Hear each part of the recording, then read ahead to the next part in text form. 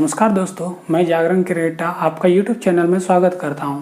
आज मैं आपको बताने जा रहा हूं एक ऐसी कहानी जिसका शीर्षक है असफलताओं के रास्ते।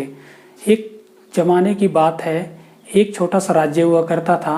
उस राज्य का राजा बहुत ही ईमानदार और होशियार और बुद्धिमान व्यक्ति था और वह हमेशा अपने राज्य के लोगों का ख्याल रखता था। वहाँ के राज्य के लोग भी बहुत ही ईमानदार थे और राजा के द्वारा दिया हुआ आदेश को ससमान मानते थे और उसे पूरा करते थे। इस तरह से वहाँ के लोग खुशी से रहते और सुख दुख में एक दूसरे का साथ देते।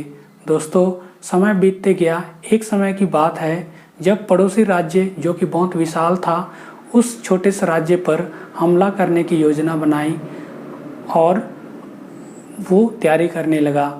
दोस्तों, फिर वहाँ उस छोटे से राज्य के राजा ने जासूसों के माध्यम से ये बात पता लगाया और अपने मंत्रियों को बताया। क्योंकि वो विचलित हो चुका था। विचलित इसलिए हो चुका था क्योंकि पड़ोसी राज्य बहुत विशाल था और उसके पास बहुत बड़ी सेना थी। उसके पास हथियार भी आधुनिक थे और बहुत ही शक्तिशाली वो राज्य था। दोस्तों, तब उस राजा ने अपने मंत्रियों को ये बात बताई कि पड़ोसी राज्य हम पर हमला करने वाला है। फिर सभी ने बैठकें की और सभी ने इसका हल निकालने की कोशिश की, लेकिन किसी के पास उसके लिए ये हल नहीं निकला। दोस्तों, उसी समय राजा के एक मंत्री, जो कि काफ़ी लेट हो चुका था उस बैठके में, आ रहा था और तब उस मंत्री को सभी लोगों ने इस बात को बताया कि पड़ोसी राज्य हम पर हमला करने वाला है। यदि आपके पास कोई उपाय है तो बताइए।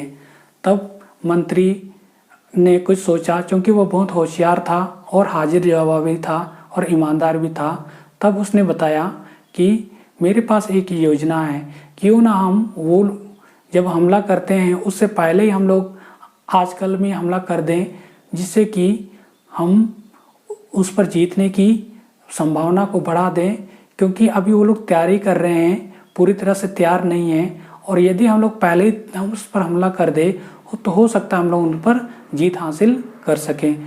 दोस्तों, राजा को इस बात को लेकर के सहमति हो गई कि ऐसा ही हो। तब उसने उस राज्य पर हमला करने की योजना बनाई तुरंत और अपने सैनिकों और वहाँ के लोगों को ये बात बता दिया। तब वहाँ की सेना और वहाँ के लोग सभी मिलकर उस पड़ोसी राज्य पर हमला करने निकल पड़े। क्योंकि पड़ोसी राज्य बहुत विशाल था और फिर भी वहाँ पर हमला करने निकल गए।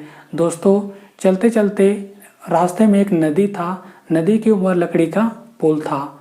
सभी सेना और वहाँ के लोग जब उस पुल को पार कर रहे थे, तब मंत्री वहीं था और सभी को पुल पार करने दिया।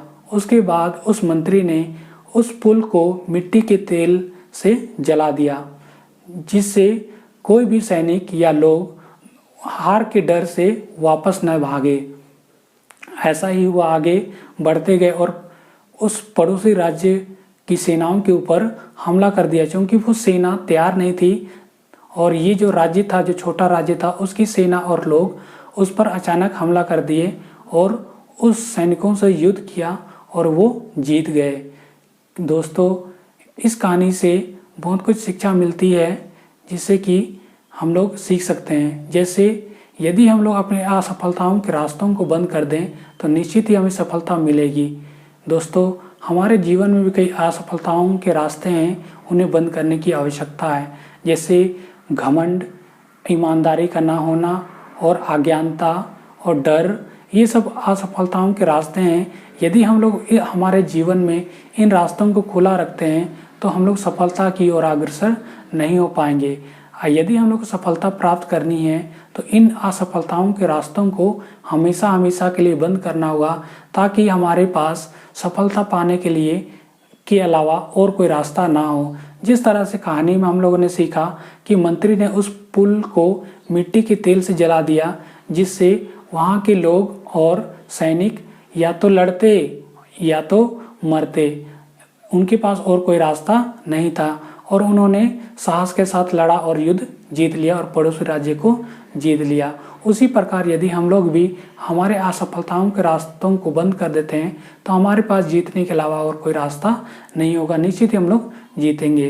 दोस्तों, ये छोटी सी कहानी थी, आपको कैसे लगी आप मुझे कमेंट करें, और चैनल पर नए हैं यदि तो सब्सक्राइब कर दें और दोस्तों के साथ इस वीडियो को शेयर कर दें।